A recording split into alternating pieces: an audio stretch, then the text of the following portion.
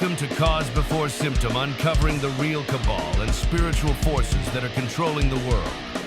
And now, here is your host, James Carner. Welcome to Cause Before Symptom. I'm your host, James Carner. Today, February 16th, 2026. And tonight's episode is all about the Committee of 300 Revisited. Yeah, we did an article on this about 2 years ago. We're going to revisit this because I found some more evidence and I wanted to basically put this one to bed. So for decades, the phrase Committee of 300 has circulated as the alleged name of a hidden council governing global affairs from above nations, banks, intelligence agencies, and royal houses, dynasties and bankers. So in this episode, you guys are going to be told exactly what that claim is. Not as a rumor, but as its strongest formulation. The broadcast reconstructs the historical case presented by its chief modern proponent. It'll test each of its structural pillars and then separate documented elite coordination from the assertion of a single centralized secret ruling body. Rather than dismissing the theory or embracing it wholesale, this examination tonight asks a harder question. What survives when the narrative is stripped down to evidence? Well, the result is not cynicism and it's not naivety, but disciplined clarity about how power actually concentrates, coordinates, and perpetuates itself. I'm excited about tonight. Shouted about to lap the hap. Shout out to everybody on the live chat Rumble. Number one warrior tonight is Scorpion yet again. I need to start doing little music signs or something, when you guys beat each other to the punch to get to number one. Be a little fun game. Scorpion number one saying, hey, y'all. What's going on, Scorpion? Number two warrior is Boots Hafner. Boots saying, why are they running X-Files series? Rerunning X-Files series, huh? Hello, Pastor James, the voice of Rumble Airways and creator of ElitePotion.com. Thank you.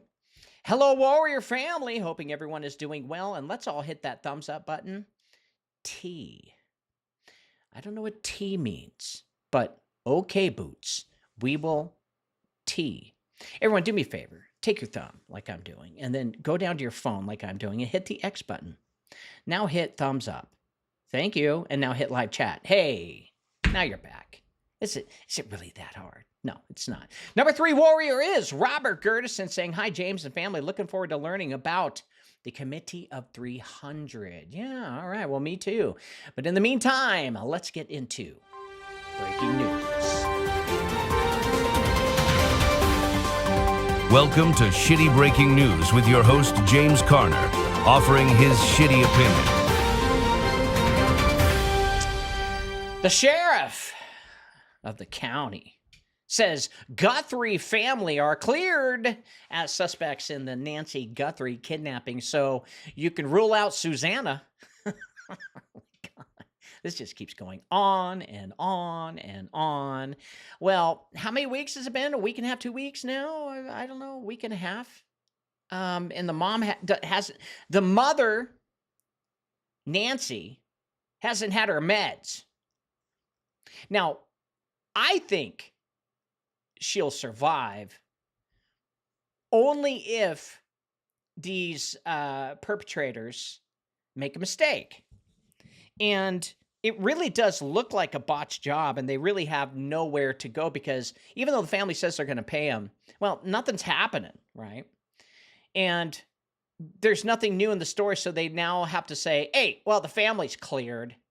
I'm sure the family was cleared a week ago.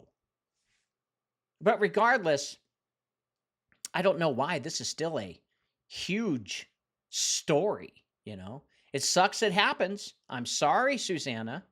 I highly doubt you're watching Cause Before Symptom. But hey man, as the dude would say, that's a bummer, man. Trump says Iran doesn't want consequences of not making nuclear deal with U.S. Well, we've sent our planes in many times and blew shit up. Iran knows if they don't do what we say, we're going to blow shit up. There you have it. So Iran, you want us to continue blowing shit up? Because Russia ain't helping you. Russia ain't doing dick. Look what Russia did when we took Venezuela out from under your hot little dead fingers. You didn't do dick. So even though America and our military have been pussified, well, we still have equipment that can cause some major damage. So Iran, you better pay the piper.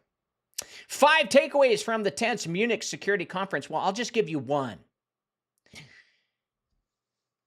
We said, we're innocent. We didn't do anything, and we want Europe to join us. And Europe says, we don't like you. So there you have it. There's my takeaway. Epstein Ranch in New Mexico was bought by family of Trump Republican candidate.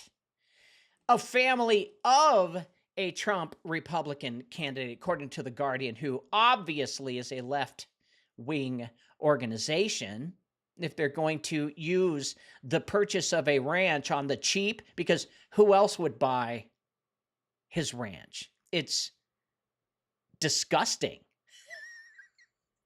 But yet, I'm sure this family of Trump Republican candidate got it for pennies on the dollar.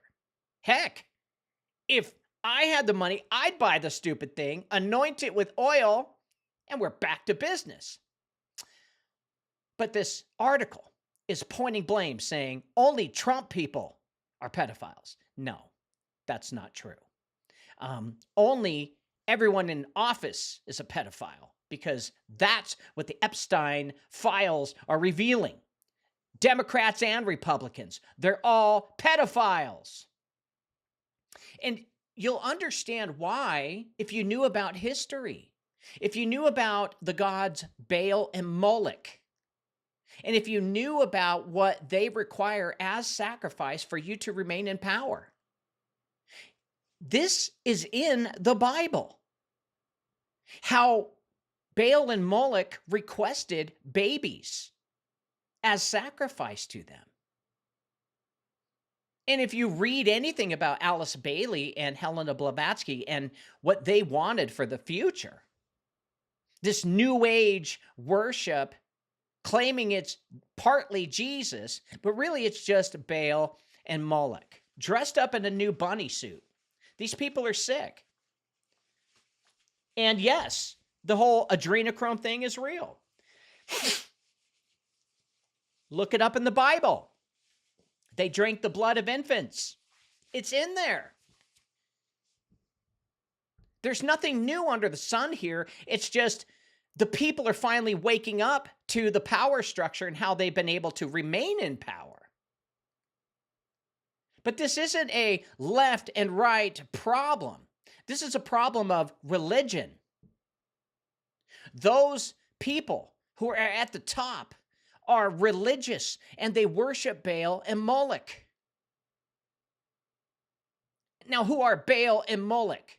Baal and Moloch, according to the Bible, are underneath their god Belial or Satan. And Baal and Moloch, they require sacrifice for their Lord. This isn't anything new. It's been there this whole time. It's just nobody cared until it hit their back door.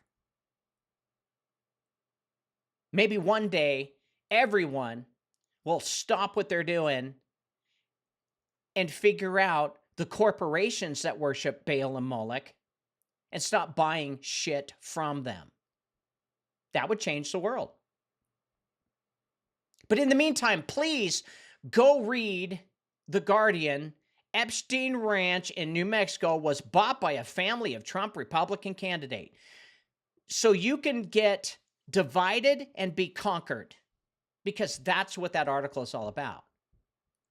To make you angry at the right because they're sick. Well, they're both sick. Get out of the theater and recognize that they're actors performing for you to give the appearance that we really have a democracy. We don't. We never had. Maybe for a year when America was founded, but Britain came in and chewed us up. Go look at the history. Vaccine makers curtail research and cut jobs. Oh, so apparently Moderna Moderna, well, they're cutting jobs now because, well, the truth's coming out about their vaccines, that they had some things in it that they didn't tell anybody about. But hey, you were scared. And you didn't put your trust in the Lord Jesus Christ, so you took it. I get it. It's really hard to put your full faith in God. It takes you discipline. It takes you love. It takes you to a place where you give up on you, kill your ego, and give it all to Him. Then, when you have established a relationship, your Father will give you a heads up and a warning multiple times before you take something evil. Well, why would they curtail the research on vaccines and cut jobs? Well, we're finding out that vaccines are causing problems. Now, I'm not saying they are the cause, but they definitely cause problems. And they knew about it. And they still went profit over people every time. That's what they do. Citing Orwell's 1984, a judge orders Trump administration to return slavery exhibits back. Why did they have slavery exhibits? Well, apparently, Trump removed slavery exhibits from Philadelphia Museum, and now some judge citing Orwell's 1984 says, we want our slave exhibits back so we can, I don't know what, remember our past? I don't see a problem with that. But I do see that this is being, again, used to divide and conquer. Maybe Trump removed it just to, be a troll and a shill against the left. Well, it works because they continue to buy all of the shit that he's throwing at them. But what's funny is they were all best friends with them before he ran. That's got to say something. And Q and the Anon, Tavistock Institute, DARPA paid for organization to keep the right from arming up against the government. Well, that is the 1984 Orwellian shit we should be talking about, not removing artifacts from a slave exhibit. But regardless, you keep reading this stuff and believing their crap, you're going to fall into their trap. And their trap is simple. It's made to pinch or stab or poke your emotions. Why are you letting it take that from you? Why are you letting it warp your heart? Who benefits from you being angry at a political party? Because the political party that's doing whatever they do, they don't care about you. And if you dig deeper, you'll find out your own political party doesn't care about you either. They care about their logos on their jerseys because they're corporatists. They're not Republicans or Democrats. They're corporate whores for big money for the banks. But what do I know? I'm just a hick from Oregon. All right, when we come back, we're going to be talking about the Committee of 300. This is Revisited. We did this show 2 years ago. We're going to find out what it is, what it claims, and what survives next. Why do 75% of people feel exhausted all the time? The answer might surprise you. In the 1920s, Standard Oil decided to dive into medicine. They pushed synthetic petroleum into our drugs. Sure, it masked symptoms, but it wrecked our guts. Our good bacteria, which fight off parasites and heavy metals, got wiped out by crude oil. But here's the good news. We can fix this by going back to nature. Introducing Elite Potion, the world's top detox program. It restores your good bacteria by removing toxic threats like aluminum, strontium, barium, and parasites. Imagine feeling energized and alive again. They said there couldn't be a pill that did it all. We invented it. Visit elitepotion.com and reclaim your health from synthetic pharmaceuticals. Your body will thank you. Paying federal income tax is voluntary. So why has every person you know done it their entire lives? You were told it's the law, but the system was built on a lie hidden in plain sight, that you are required by law to pay. The truth is, 98% of Americans don't owe income tax by law. Federal income tax is for federal employees. For everyone else, it's voluntary. You agreed to pay when you signed your first tax return, and you've been renewing that contract every year since. Sounds too good to be true? You're asking, why doesn't everyone know this? Because almost everyone signed before they were old enough to understand it. It's time to unlearn the lie and break free from IRS jurisdictions, protect your assets, and keep more of what you earn legally. Visit unincorporatedisassociations.com now and become tax-free. All right. We found the mystery of the T after the thumbs up from Boots. He was trying to type thank you, but Rumble only lets you type 174 characters. Probably because they don't have a lot of money.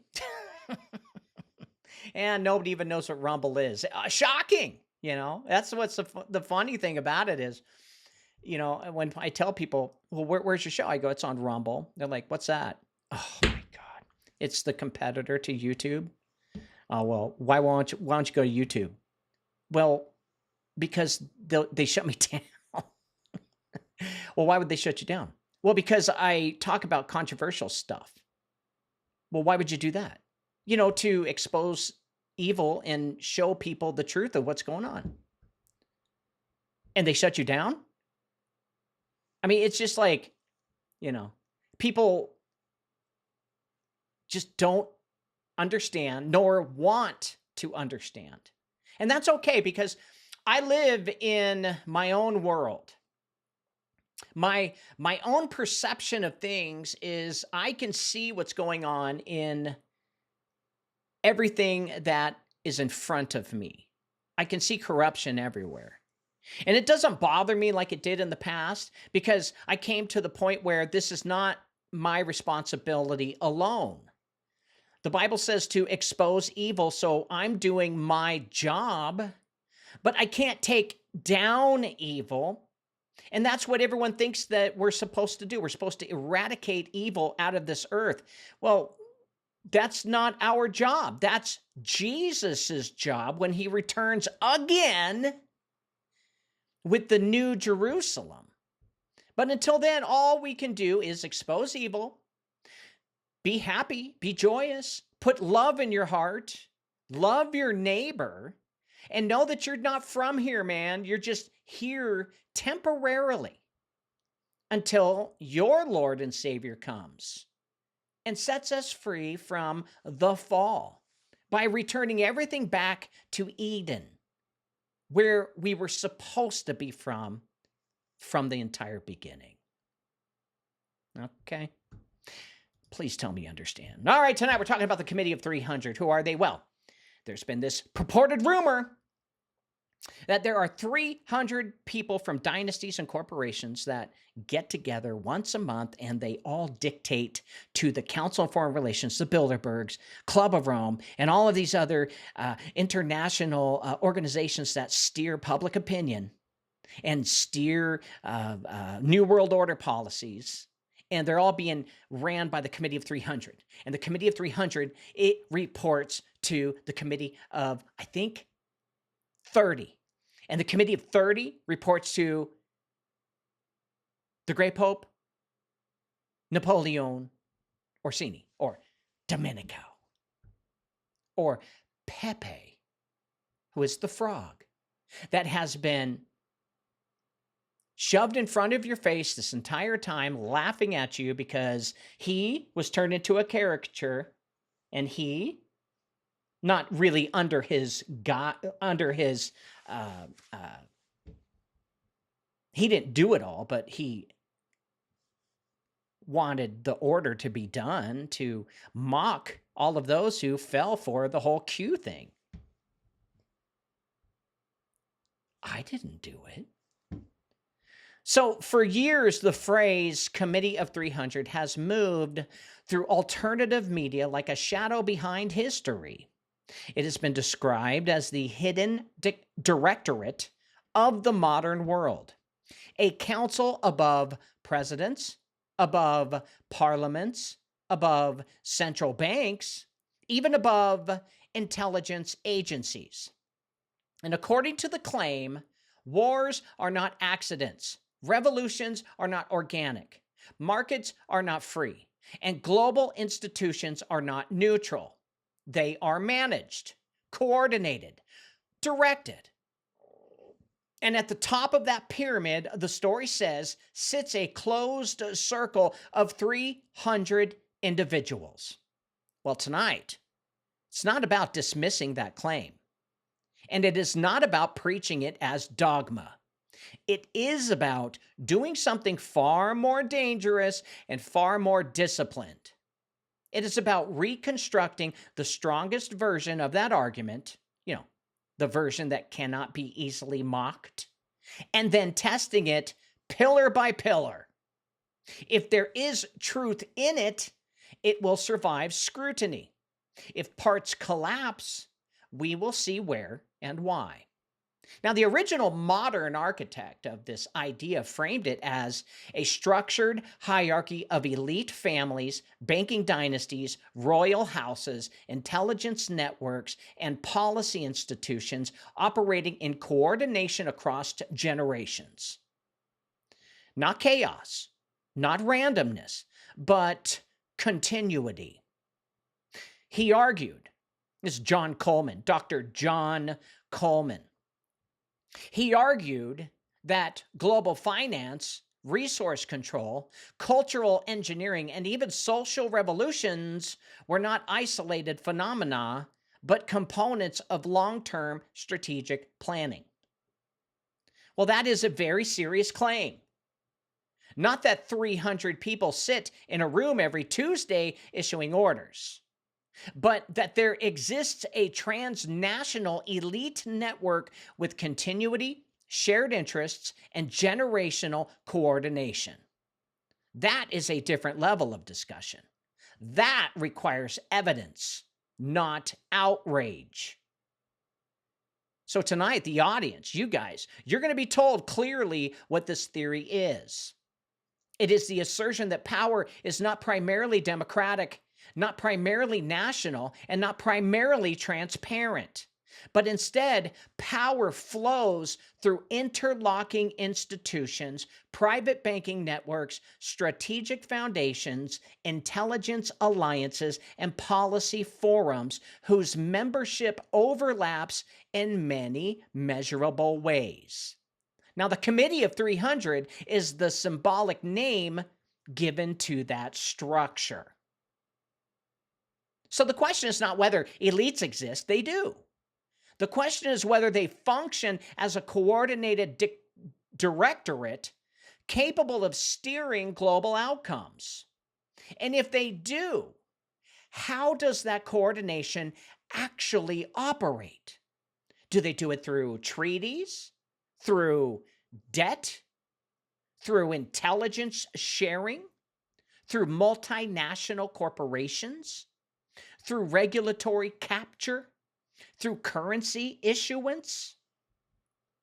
Well, if we cannot answer those questions concretely, then we are left with mythology. But if we can map power structures through documented institutions, central banks, multinational policy groups, international courts, intergovernmental bodies, then we are no longer dealing with fantasy. We are dealing with an architecture here. And you know me, I can't report on myth or rumor or a guess. If I do, I'm not going to state it as fact. I can't do that. I made a promise to myself when I did this show that everything that I do would be backed up by sources. Thus, I have my bibliography and endnotes at the end of each show so that anyone who wants to debate me on the topic, they're going to have to go through my notes, the information that I found, before they can even start the conversation. Basically meaning I have enough information to draw a conclusion based on evidence and facts. But this episode is not about sensationalism. It's about structural literacy. The world has changed since the mid-20th century. Empires no longer need visible crowns. They don't. Power can function through finance, data, supply chains, regulatory frameworks, and supranational agreements. Yeah. And coordination today does not require secret robes and candles anymore. It requires networks. Now, if the Committee of 300 exists in any meaningful sense, it would not look like a medieval cabal. It would look like overlapping boards, private meetings, strategic forums, financial clearinghouses, and treaty frameworks. It would operate quietly, legally, and bureaucratically. That's what their religions talk about. Kabbalism is about doing everything wrong to earn your way into heaven. But in order to do everything wrong, they have to tell you what they're doing, meaning there has to be a paper trail to find them. They have to expose their evil plans on purpose. We've learned this from Luciferian whistleblowers, from Satanists who were Satanists, and we've learned this from occultist books, through rituals. Not us doing rituals, but through the rituals that they do and the spells that they cast. But they can't do it without showing us their game plan. But you have to dig and find it. So it would operate quietly, legally, and bureaucratically. And it would rarely, to issue commands because everyone's under agreement. So incentives would be enough. So tonight we're going to test it.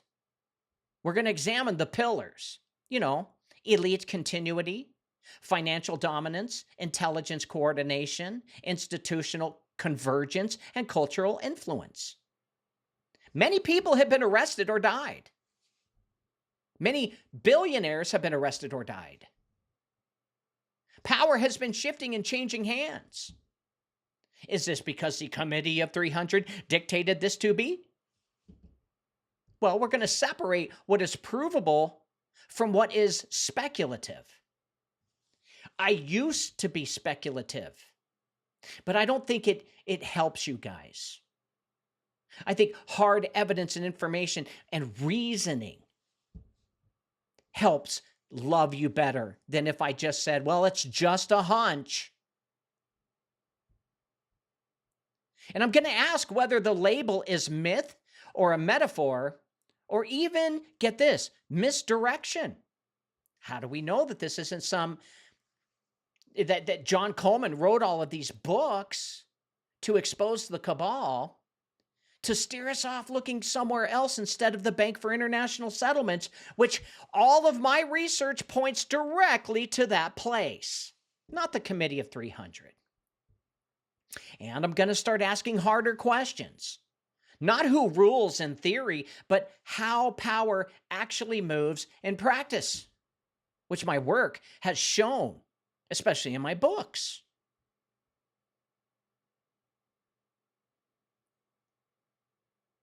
Because if there is a real structure of concentrated authority shaping global outcomes, the people deserve clarity, not slogans.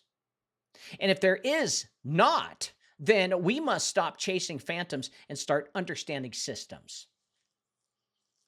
And to be honest, this is why I don't report too much on conspiracy theories anymore. Well, we've covered a lot of them. And we found out that a lot of them are just a bunch of hot air. And we find out a lot of it has a lot to do with satanic ritual abuse, which isn't hot air, but man-made, man-done, man-created. But either way, the goal here is the same. I just want, and I hope you want, the disciplined truth. So before examining the evidence, the claim itself must be defined without exaggeration or caricature. Why 300? Why not the Committee of 12, the Committee of 7,000? And the phrase Committee of 300, well, it does not originally present itself as a casual metaphor, because it's described as a structured hierarchical body composed of influential families, financiers, industrial magnates, intelligence figures, and political intermediaries who allegedly operate above national governments. Well, according to this thesis, this body coordinates long-term global policy across generations, not just across decades, but across centuries. And the strongest version of the argument does not rely on mystical language. It asserts that global power consolidates in elite networks and with financial shared interests and educational backgrounds, institutional affiliations, and interlocking board memberships. These individuals allegedly move between government, banking, corporate leadership, and international institutions, all maintaining continuity even when administrations change, like when we go through a new president. When we have a Democrat for a president, does the Committee of 300 make any policy changes? Or is everything in place, locked, and in order and ready to go? Well, what does the Bible say about that? Well, the Bible says that Satan cannot have his new world order because God stopped it after the flood. Satan had his new world order pre-flood. And he said he's not going to let it happen again. And every time man gets close, like the Tower of Babel, God breaks it up. So the theory's core pillars can be summarized in 5 claims here. First, that aristocratic and banking families maintained influence after the formal decline of empires. Second, that central banking systems and international financial institutions serve as instruments of policy enforcement through debt and currency control. Third, that intelligence agencies operate as enforcement arms of elite geopolitical strategy.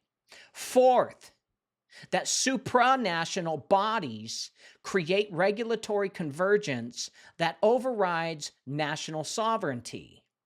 Fifth, that cultural institutions shape public perception to stabilize the system. So this is not a claim of 300 people sitting around a literal table dictating events. The more serious claim is that a transnational ruling network exists with overlapping leadership, shared objectives, and long-term planning capacity. The number 300 functions as a symbolic capstone, representing a closed tier of decision makers at the apex of a larger structure. So in its strongest form, the thesis argues that world events that appear chaotic, wars, economic crisis, revolutions, commodity shocks, often produce outcomes that consolidate power upward rather than dispersing it. And it suggests that crises are either exploited or strategically guided to reshape governance structures, financial systems, or territorial alignments in ways that benefit centralized authority. If this theory is to be examined seriously, which I'd like to do, it must be reframed from mythology into structure. Instead of asking whether a secret council exists in folklore, the investigation must ask whether elite coordination mechanisms exist in documented reality. Are there identifiable networks that persist beyond elections? Are there institutional overlaps that demonstrate continuity of influence? And are there financial levers capable of steering national policy? Let me put it to you this way. Taking a step back here. We have seen enough evidence between Obama, Trump, Biden, Trump, that each president comes in and absolutely guts the executive orders. All executive orders that help maintain power for some entity. If the Committee of 300 existed, every president would continue with the next and hold on to those laws, but they don't. In fact, when Biden came in after President Trump, he gutted it was hundreds, if not 1,000 executive orders, gutted.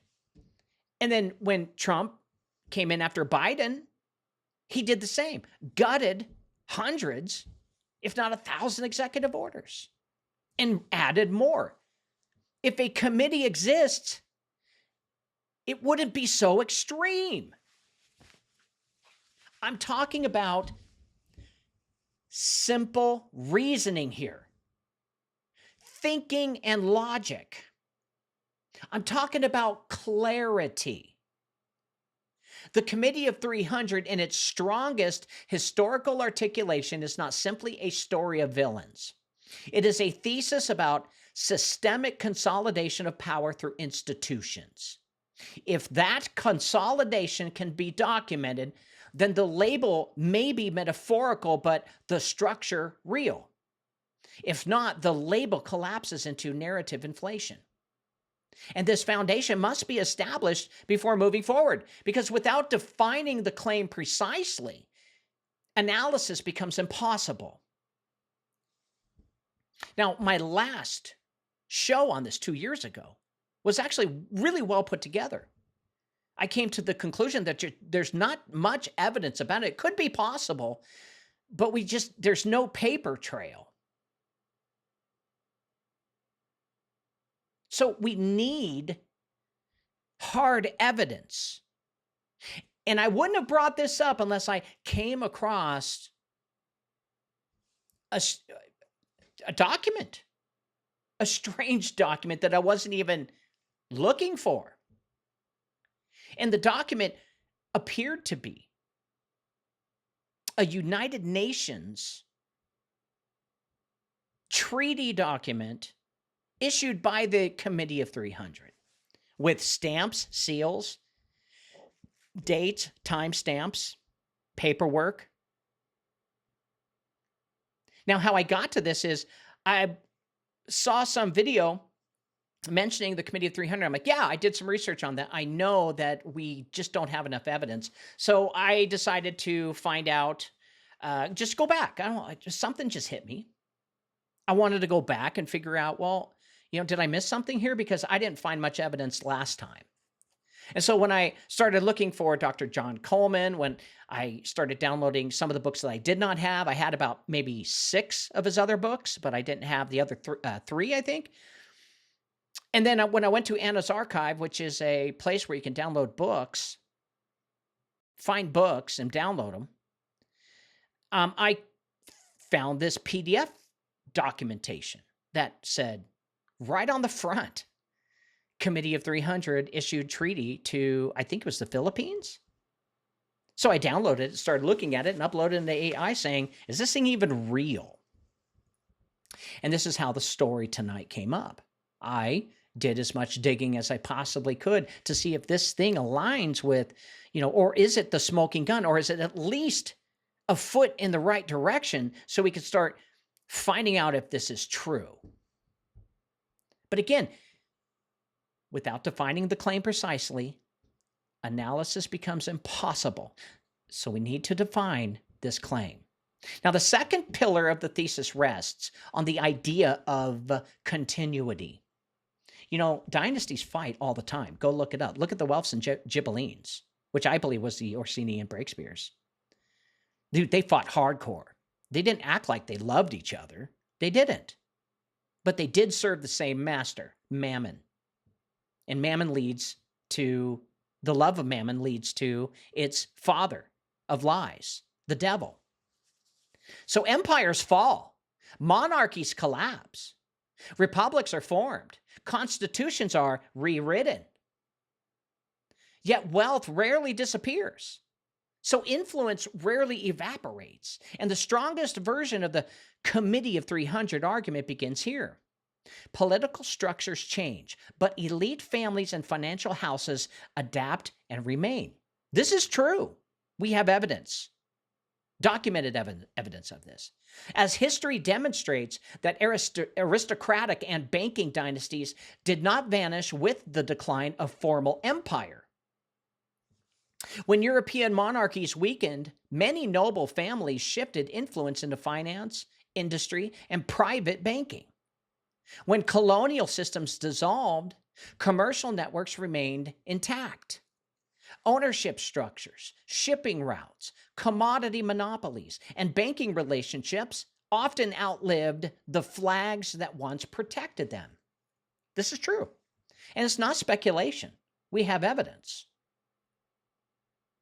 It's a documented feature of economic history. As we found when the Breakspears lost against the Orsini family, that they went underground and partnered with the Dents, and the Dent family partnered with China and created the Opium Wars. And the Breakspear family gave blessings to the Lee family, or their inheritance, in order to start the East against the West. All over the period of 250 years.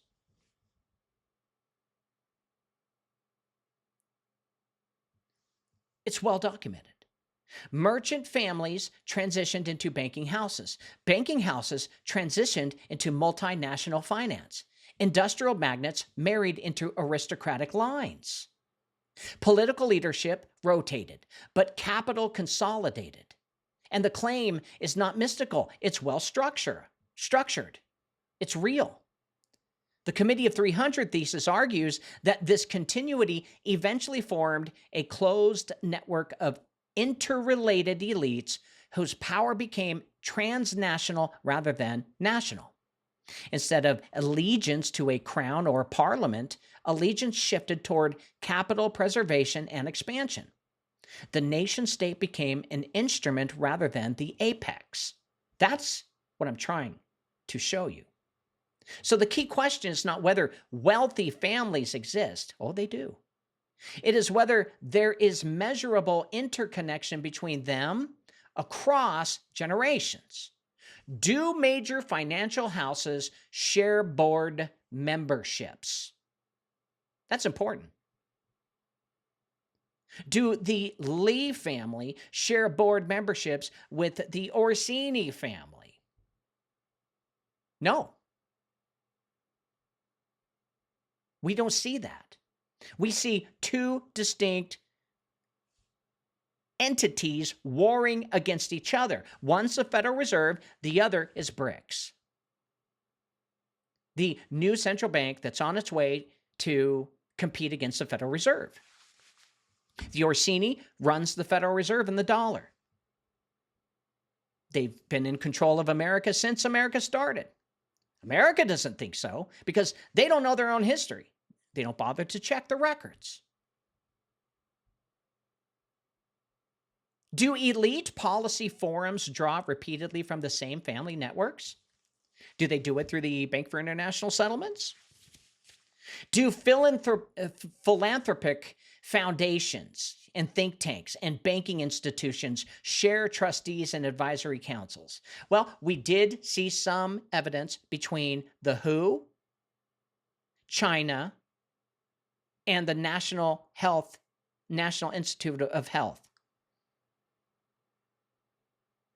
We did see some correlation, meaning because the American Foundation, which is not even the health, National Institute for Health is not a government agency. It's a private corporation.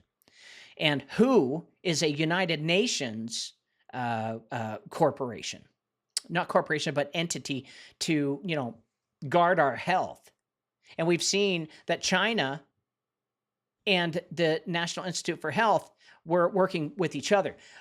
But if you understood where the NIH is located, it's located in a blue state with a port, and that port is what China controls. So it's not really the Orsini clan working with the NIH and China and the NIH to create or whatever.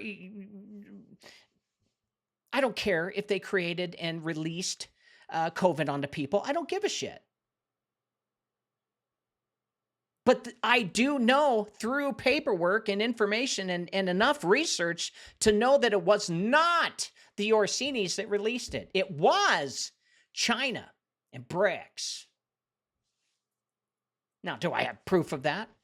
I'm going off of data, and I'm going off of two families fighting each other. And when Trump hit it and started to take back control of the ports, that China can't have that. You see, China, and by then, China and Russia had 30% control of all money supply. Well, Orsinis can't let that happen. So the Orsinis decided to take America back. And with that, they're not going to stop. They're going to, because I'm seeing the end of China here.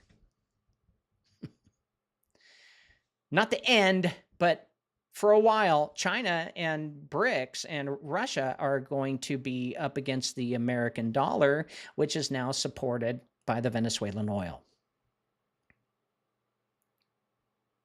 But do they share trustees and advisory councils? No, not the Orsinis, not the Lee family. So, but if the answer is yes, then continuity is not theory. It is observable. But continuity alone does not prove coordinated control. It just proves influence persistence. And the leap from influence to orchestration requires evidence of synchronized strategy. And still, this pillar matters because if elite continuity exists beyond elections and regime changes, then political turnover does not necessarily equate to structural change. Now, a monarchy may fall. A republic may rise. A populist leader may take office. But if debt structures, trade dependencies, central banking frameworks, and international treaty obligations remain intact, then the architecture beneath politics remains stable. Now, this is where the strongest historical case for the committee argument begins to actually gain traction. Not in secret rituals, but in inheritance. Not in fantasy councils, but in generational capital and institutional memory.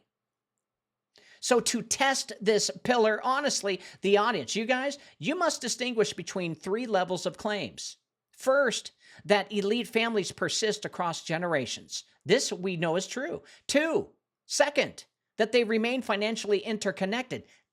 They're not. Third, that they coordinate long-term global strategy. Well, they've tried. But you're hearing all of the corporations, leaders, and a lot of other prime ministers from other countries saying that the new world order is dead. Yet they're picking up a whole new one with China and Canada, as we learned from Carney. The first two are demonstrable in various forms, and the third is the burden of proof that they have coordinated a long-term global strategy. Well, they continue to screw it up. Oh, and by the way, I'm trying to cut back on my fucking cursing because it's just not... I hate it. I want to get rid of it. I know it's a minor issue, but people are going to take me seriously. I do get it, and I'll try, but I'm trying. Man, I've been cursing since I was 12. Motherfucker. But doesn't mean my heart is evil.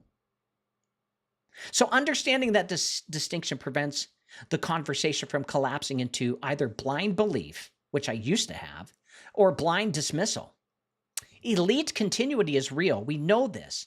Whether it constitutes a hidden directorate is the question that follows. So if elite continuity forms the skeleton of this argument, financial architecture forms its nervous system. The strongest version of the committee thesis does not rest on secret meetings. It actually rests on control mechanisms. And the most powerful mechanisms in the modern world is not military occupation. It's credit. The 20th century saw the rise in central banking systems integrated into an international framework. National currencies became linked through reserve arrangements, clearing systems, and settlement structures. And after the World Wars, I and II, institutions were formalized to stabilize global finance, coordinate reconstruction, and manage sovereign debt relationships. And from that point forward, economic crisis no longer remained purely domestic events. They became internationally managed episodes. So the committee argument asserts that control over currency issuance, debt restructuring, and liquidity access creates leverage over national governments. Well, a nation that depends on external financing cannot act independently without risking capital flight, credit downgrades, or currency collapse. Case in point, Japan, when they just sold more of their bonds of the US dollar recently. Credit downgrades or currency collapse either. So financial dependence becomes policy constraint, and that constraint that Japan did is going to take its toll on America, but not as bad because Japan was allowed to do this because they're already 250% over their GDP in debt. So they had to pay it in to get their debt back down. And since America took over Venezuela, the dollar is going to be fine after that. And China, they could have had an opportunity to crash the U.S. economy by cashing in their bonds that they bought from us, but they didn't. Why not? Because they don't have the ability to go to war with America. Neither does Russia. So they couldn't use that part of the game. So this isn't theoretical. Sovereign debt crises have repeatedly demonstrated that external creditors can influence fiscal policy, regulatory reform, and structural adjustment programs. So the question is whether this influence represents pragmatic coordination or centralized direction. Now, the Committee of 300 could be the fallen angels. Sure, they could have the spiritual power to influence, but the number 300 doesn't add up with the Ethiopian canon or the King James. So I don't think it is. I don't think it's that. So in the strongest form of the claim, the financial system functions as a governance layer above the nation state. Central banks coordinate interest rate policy. International lending institutions impose conditions. Global reserve systems privilege certain currencies over others. So commodity pricing systems are denominated in specific units that reinforce structural hierarchies. So if 300 individuals were to influence the world, they would not need to micromanage events. They would need to shape the rules of liquidity. So the power to expand or contract credit affects employment, housing, industrial output, and political stability. They would have control of all the ports and not have these wars between the Orsini and Lee family. Monetary tightening can destabilize regimes. We've seen it. Capital injections can stabilize allies.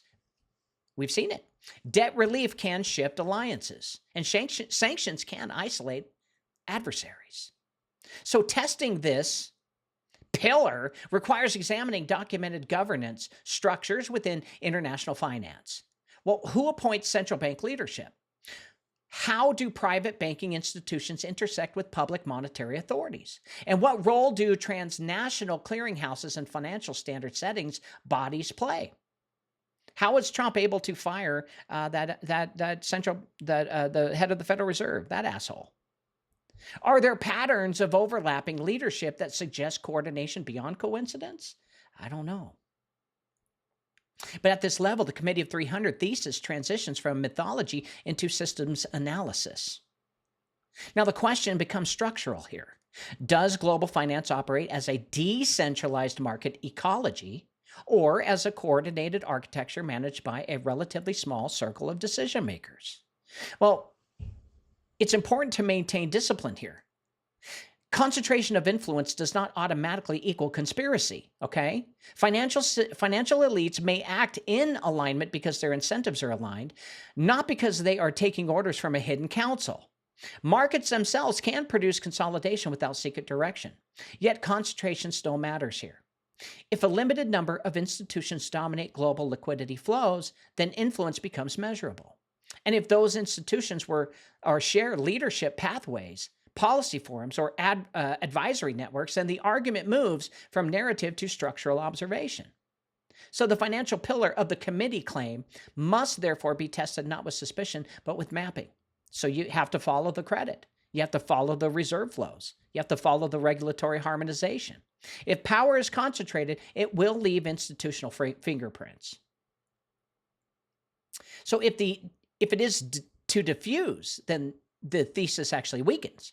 Either outcome requires evidence, not assumption. So if finance represents leverage, then intelligence represents enforcement. The fourth pillar of the committee thesis argues that global power is not sustained by money alone, but by coordinated security frameworks that protect strategic interests across borders. The 20th century institutionalized intelligence cooperation in ways previous centuries did not. Military alliances formed permanent structures, and intelligence agencies developed liaison relationships. So information sharing agreements were formalized, and after major global conflicts, security coordination became embedded within treaty systems and defense partnerships. So the strongest version of the committee argument does not claim that intelligence agencies answer to a secret occult council. It claims something more measurable, that intelligence services across powerful nations often act in alignment with broader financial and geopolitical interests that transcend party politics. So governments change, administrations rotate, yet security doctrine often remains remarkably stable. Strategic priorities shift slowly while alliances persist. Intelligence relationships survive elections. This continuity raises a structural question. Are intelligence agencies purely national instruments, or do they function within a broader transnational network of shared interest? Well, it's publicly known that intelligence communities cooperate through joint task forces, signals intelligence partnerships, counterterrorism coordination, and military alliances. So the critical question is whether this cooperation ever moves beyond mutual defense into coordinated influence over domestic political outcomes, economic policy, or regime transitions. Well, historically, intelligence operations have influenced foreign elections, supported coups, destabilized adversarial governments, and protected aligned regimes. Well, these events are well documented. But the question is whether they represent isolated national strategies or components of a broader integrated power structure. So the committee thesis suggests that when financial interests and intelligence capabilities align, enforcement becomes quiet and indirect. See, economic pressure may be paired with information campaigns. Political destabilization may follow currency shocks. Media narratives may reinforce strategic objectives, but none of this requires a mystical hierarchy. It requires coordination across institutions with shared incentives. Basically, it's like this. The only way to really get something like this would be artificial intelligence and quantum computing. And all of the financial institutions, all of the governments, all of the corporations will adhere to what it says because it has enough smarts to shift with the times. Well, humans make mistakes, and we're putting too much, we're giving the devil way too much credit for really putting a new world order together. That's what I'm saying. So testing this pillar requires examining declassified operations, alliance structures, and defense treaties. So do intelligence agencies operate independently of financial policy? Or do they frequently intersect in areas such as sanctions enforcements, trade negotiations, resource security, and infrastructure control? Well, are these consistent patterns where financial leverage and security pressure converge? Is that where they converge? Well, again, discipline is necessary here. Intelligence cooperation does not equal centralized world control. Strategic alliances are common among sovereign states. But when intelligence networks are deeply interwoven with economic and diplomatic structures, the lines between national interest and transnational strategy can blur. So if a small circle of elite policymakers influence both financial frameworks and intelligence doctrine, then coordination does not require secrecy.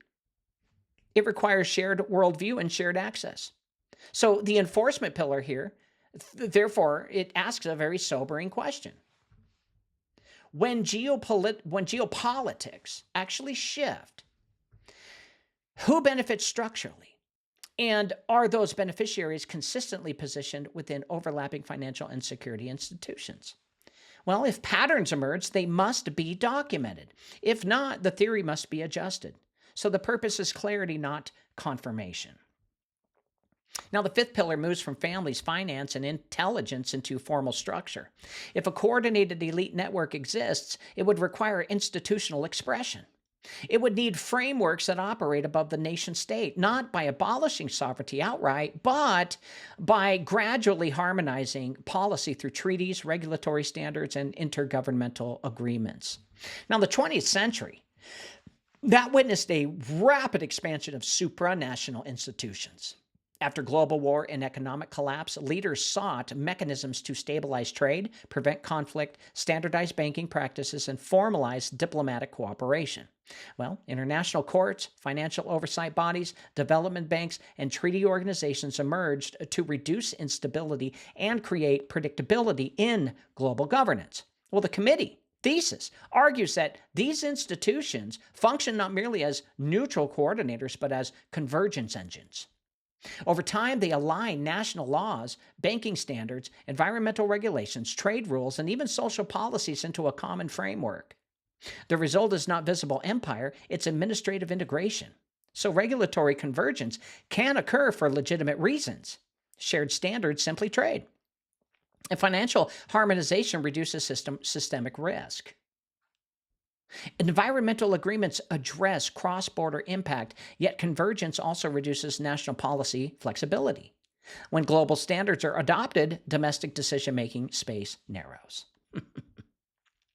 So the critical question is not whether supranational bodies exist. They do, openly. The question is who shapes their policy direction? Who sits on advisory boards? Who drafts framework proposals? And who funds research foundations that inform regulatory models? Are the same financial institutions and elite networks consistently represented across these bodies? If a small circle of body architects influences trade, law, banking, regulation, environmental standards, and development financing simultaneously, then coordination does not require a secret council. It requires network density. Influence becomes structural, not theatrical.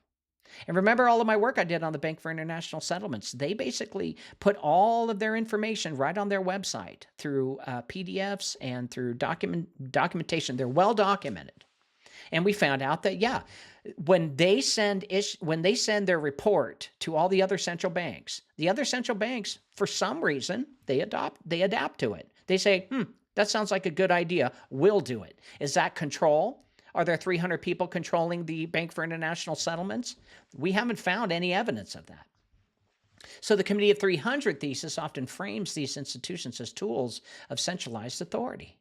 The stronger analytical version reframes them as nodes within a governance lattice. Policy may originate from think tanks, philanthropic foundations, economic forums, or advisory councils long before it appears in formal legislation. But by the time it reaches public debate, the architecture is already constructed. So testing this pillar involves tracing policy development. How do international agreements form? What organizations supply draft language? And how often personal move between central banks, multinational corporations, policy forums, and treaty institutions? Right? Does regulatory alignment correlate with concentrated institutional influence? Well, it's essential to avoid overreach here. International cooperation does not inherently equal tyranny, but systemic convergence across finance, trade, security, and digital infrastructure deserves examination. So when multiple sovereign states adopt similar frameworks simultaneously, well, then coordination is occurring at some level. And that's where the Bank for International Settlements is very spooky and eerie, because it's a place where nobody goes and protests. It's a place where it tells all the other central banks worldwide what to do, and they do it. But they don't have 300 people from around the world, banking dynasties, etc., telling them what to do. So the final question of this last pillar is subtle but decisive. Are supranational institutions instruments of collective stability or mechanisms of elite-managed integration? Well, the answer determines whether the committee concept represents exaggerated symbolism or descriptive shorthand for a documented governance pattern. And if the structure is visible, it can be mapped. If it cannot be mapped, the narrative then weakens. So precision is a safeguard against the paranoia. The final pillar of the strongest historical case does not sit in vaults or boardrooms. It sits in perception. If elite continuity exists, if financial architecture proves leverage, if intelligence networks enforce geopolitical stability, and if supranational institutions harmonize regulation, then one final layer becomes necessary: narrative stabilization. No structure of concentrated influence can survive long-term without cultural alignment. Populations must interpret events in ways that do not destabilize the system. That does not require absolute censorship. It requires framing, like a supercomputer. The committee thesis argues that media institutions, academic networks, publishing houses, entertainment industries, and philanthropic foundations all shape public discourse in subtle but coordinated ways. Again, the strongest version of this argument avoids theatrical claims of total control. It instead examines ownership, concentration, funding streams, and institutional overlap.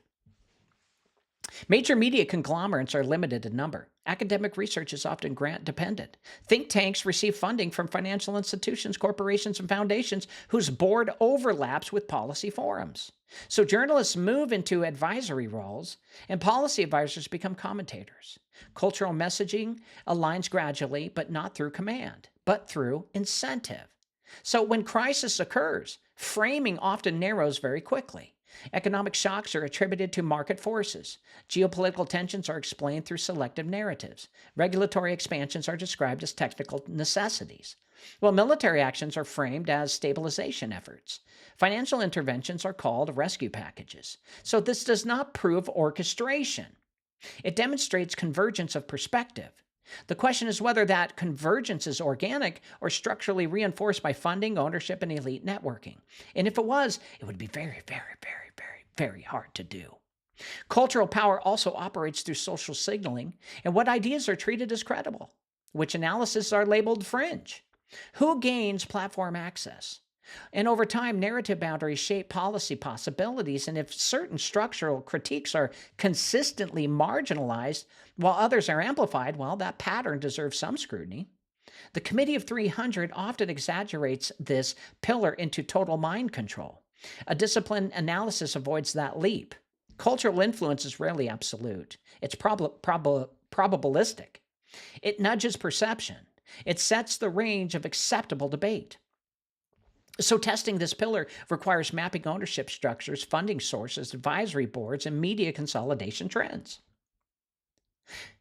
It requires examining how think tank recommendations travel into legislative proposals. It requires tracking how philanthropic capital shapes academic research priorities. And if overlapping networks consistently appear across financial, policy, security, and culture, then influence density becomes measurable. That does not confirm a secret council. It confirms structural centralization. And here, the investigation reaches its most important crossroads. If elite coordination does exist, it does not need theatrical secrecy. It can operate through institutions that are publicly visible but rarely examined together. Well, the power lies not in mystery, but in integration. So the audience, you guys, you must now hold all six, you hold all six pillars simultaneously: elite continuity, financial leverage, intelligence alignments, regulatory convergence, and cultural framing. The strength of the committee thesis depends on whether these pillars intersect in verifiable ways or remain parallel but independent systems. If they intersect, the label may be symbolic, but the architecture real. If they do not, the theory dissolves into narrative overlay. So far, we haven't seen them overlap. So the purpose of this examination is not to inflame suspicion, it's to test the structure. Power, if concentrated, leaves patterns. The responsibility now is to look for those patterns with discipline rather than assumption. So if the investigation is to remain credible, it must now confront where the Committee of 300 thesis stretches beyond its strongest footing. Every structural argument has a boundary, and when that boundary is crossed, the case weakens itself.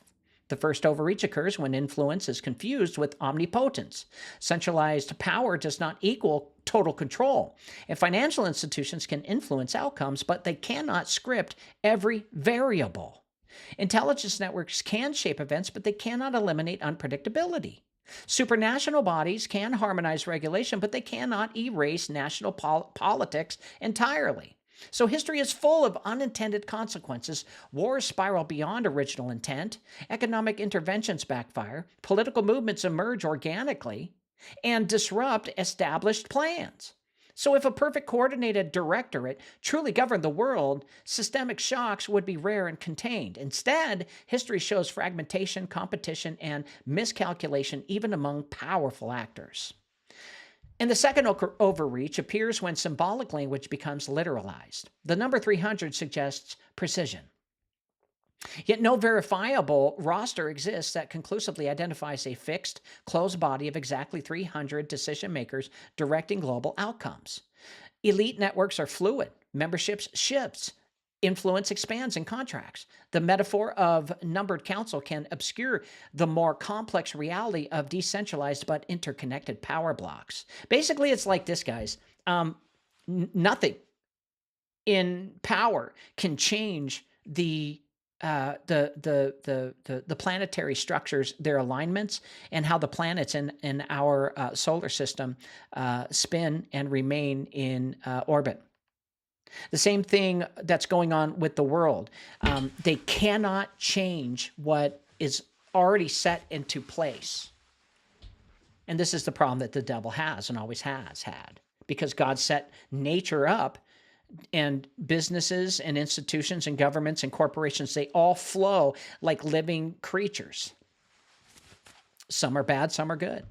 Now, the third weakness emerges when all global developments are attributed to a single hierarchy, which we haven't seen evidence of. Power is not monolithic. Financial institutions compete with one another, and nation states pursue divergent strategic interests.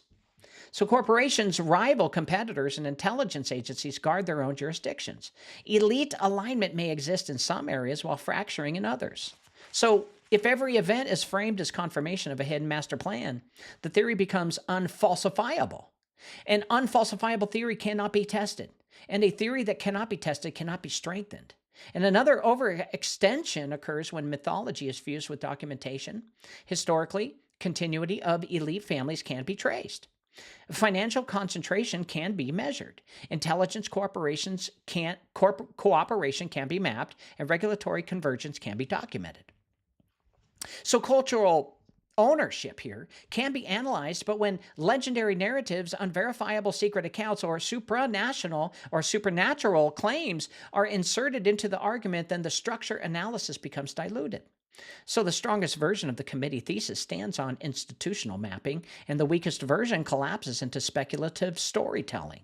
And this distinguishing between those versions is essential here. There is also the question of scale. Modern global governance involves thousands of actors across governments, corporations, financial institutions, and international bodies. While influence may be concentrated, the operational machinery is vast. Reducing that machinery to a single centralized council oversimplifies complexity. So this does not mean concentration is absent. It means coordination may occur through incentive and aligned interests rather than centralized command. So power blocks can actually exist without a singular throne. So the disciplined approach here, therefore, trims the thesis to its strongest core. Elite networks with generational continuity exist, yes. Financial systems provide leverage, yes. Intelligence cooperation reinforces strategic interest, yes. Regulatory convergence reduces sovereignty margins, yes. Cultural institutions shape narrative boundaries, yes. These observations can be tested. But the claim of a singular, all-directing, unified committee of fixed membership stretches beyond what available documentation can confirm. So by identifying where the thesis overreaches, the audience, you guys, you gain clarity rather than disillusionment. A theory that survives pruning becomes stronger. A theory that depends on exaggeration collapses under scrutiny. So the purpose of this part here is not to dismantle the investigation, it's to just purify it. Only what withstands testing remains. So after exaggerations are removed and mythology is set aside, something still remains. The question now is not whether a literal committee of 300 exists in the form of originally described, but whether concentrated transnational power structures demonstrably shape global outcomes. Well, when the number is stripped away and the theatrical language fades, 5 measurable realities continue to stand. Wealth concentration is historically documented.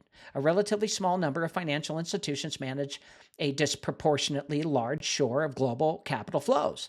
Asset management firms, central banks, sovereign wealth funds, and multinational banking conglomerates hold significant leverage over liquidity, credit conditions, and capital allocation. Well, that concentration does not require a conspiracy to prove influence. It produces influence automatically. Now, institutional overlap is observable. Individuals move between central banks, financial ministries, multinational corporations, policy forums, and global institutions. Advisory boards frequently include figures drawn from the same elite educational and professional networks. Personnel continuity does not prove secret control, but it does demonstrate network density. Policy convergence is visible across jurisdictions, yes. Banking regulations, environmental standards, digital governance frameworks, and trade rules increasingly align through international coordination. Sovereign states voluntarily participate in these systems, but participation also binds them to shared networks or frameworks that limit unilateral deviation. So security cooperation persists beyond political turnover, and intelligence sharing alliances and defense partnerships maintain continuity even when governments shift ideologically. But strategic objectives often change slowly relative to electoral cycles. So cultural framing narrows debate here in subtle ways. Media ownership concentration, think tank influence, academic funding patterns, and philanthropic grant structures, they all shape what is considered credible analysis. But this does not eliminate dissent, but it influences which narrative receives amplification. So these 5 realities here, taken together, form a pattern of structural integration. Whether one calls it elite coordination or networked governance or systemic consolidation is a matter of terminology. What matters is that power is layered and often insulated from direct electoral accountability. And what does not remain after pruning is the necessity of a single hidden council issuing centralized commands. Modern power can function through distributed networks. Incentive alignments often replaces direct orders.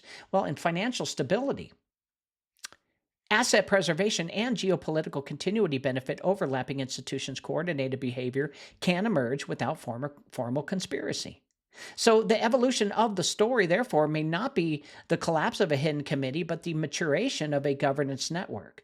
And instead of aristocratic councils, power now operates through regulatory bodies, central bank symposia, multinational forums, development finance structures, and digital infrastructure governance panels. So the shift here matters. It suggests that the world may not be ruled by a secret list of names, but by systems whose design concentrates influence at the top while maintaining procedural legitimacy. And for you guys, the takeaway is not paranoia, it's literacy.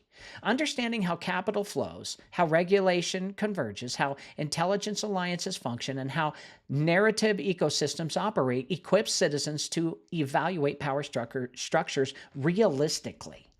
Come back to earth here, folks. And after pruning, what remains is neither fantasy or innocence, but an architecture. And the next question is not whether a committee of 300 once existed.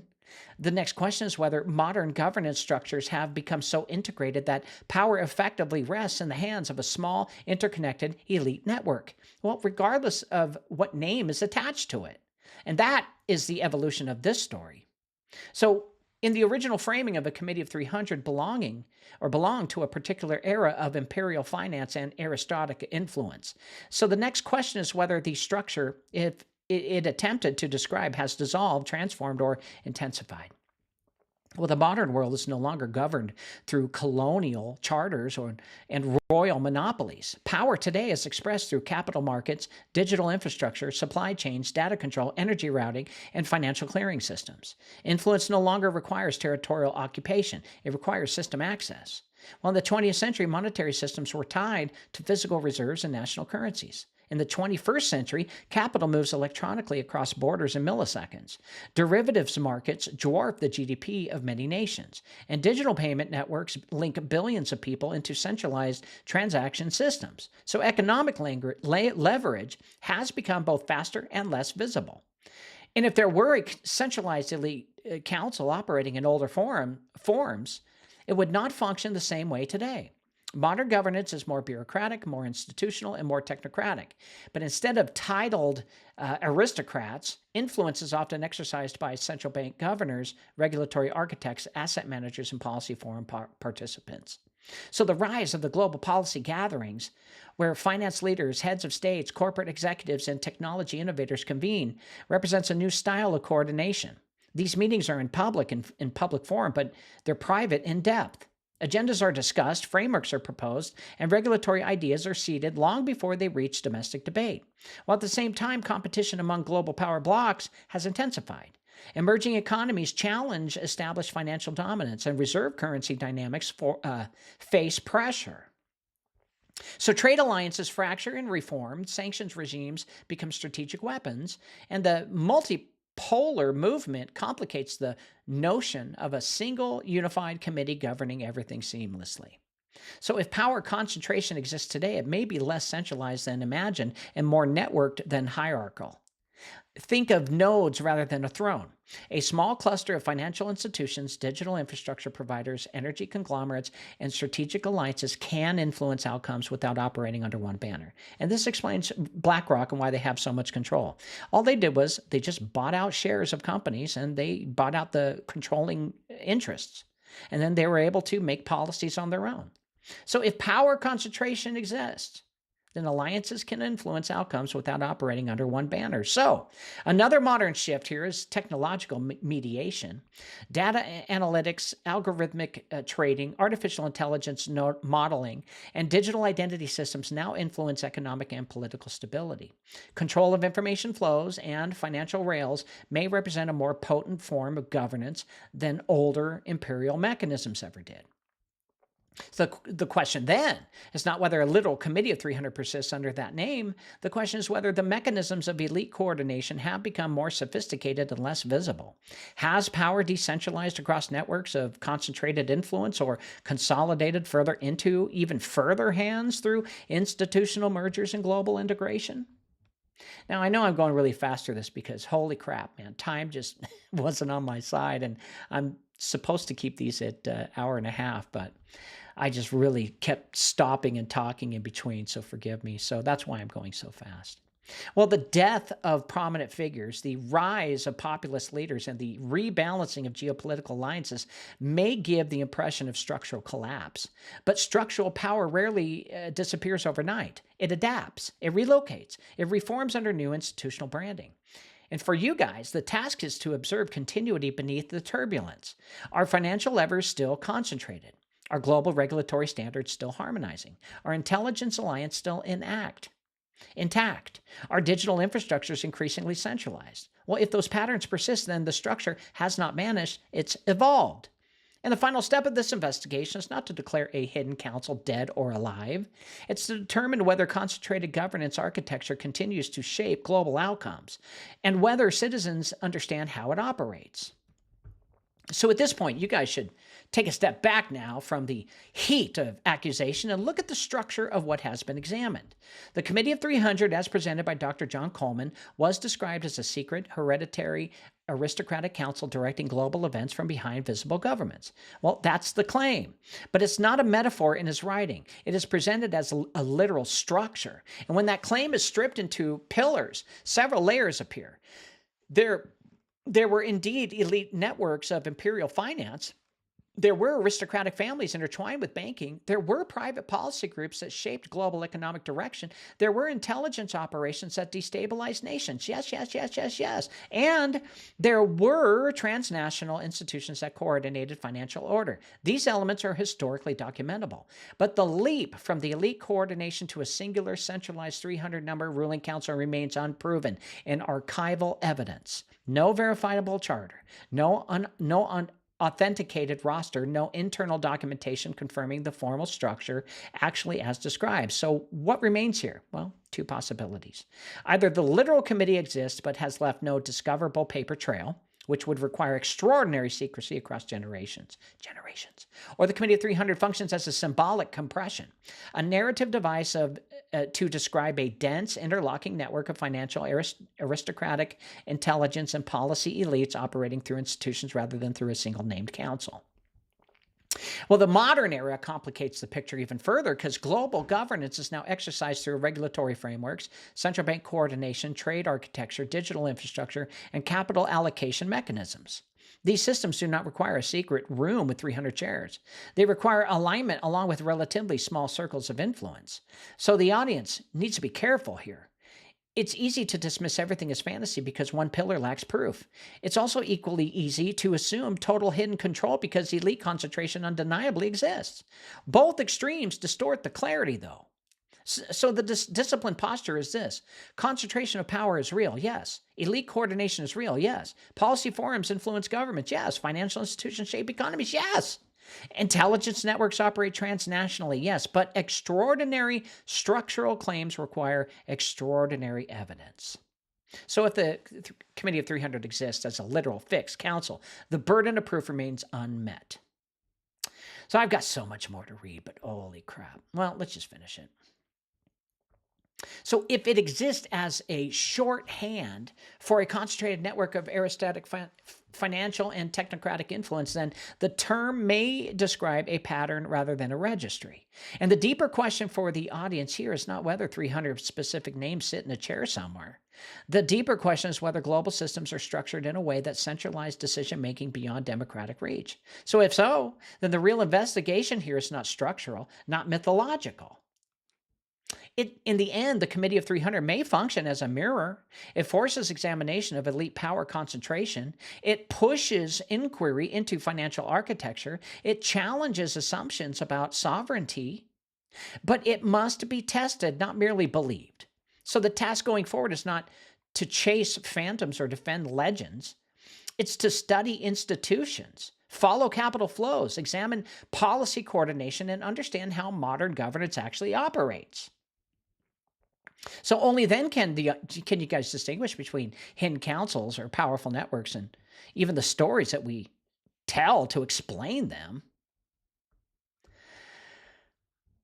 All right, so to conclude, Philip says, James, have you seen the testimony of Ronald Bernard? If not, it is a must-see for you. It's a satanic cult that runs the world. Well, I know. I've been going over satanic cults around the world, and it seems that when we get to the bottom of that, well, they don't have as much power as they think.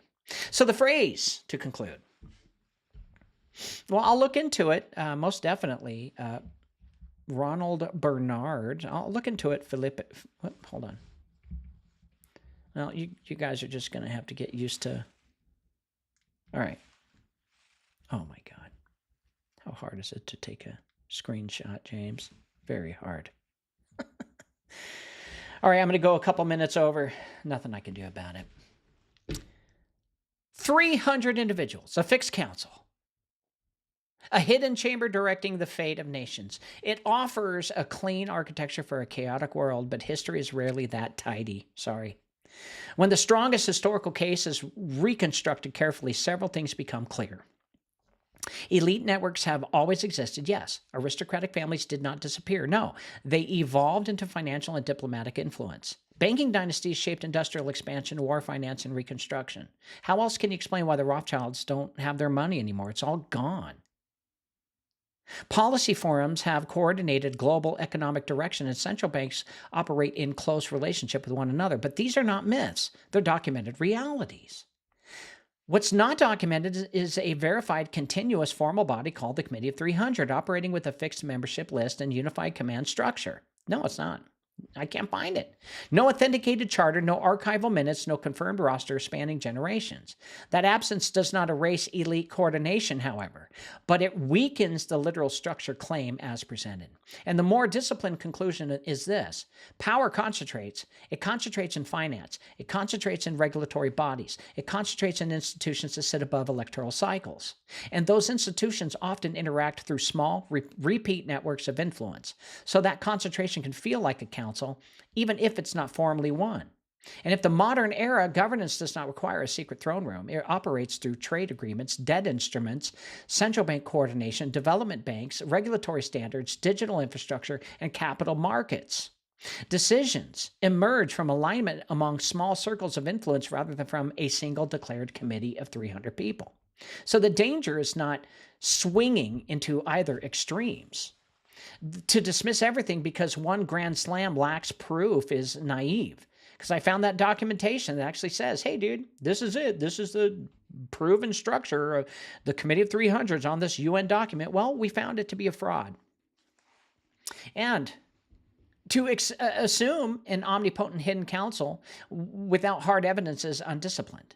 So both reactions surrender clarity here. And the audience, you guys, you must ask a better question.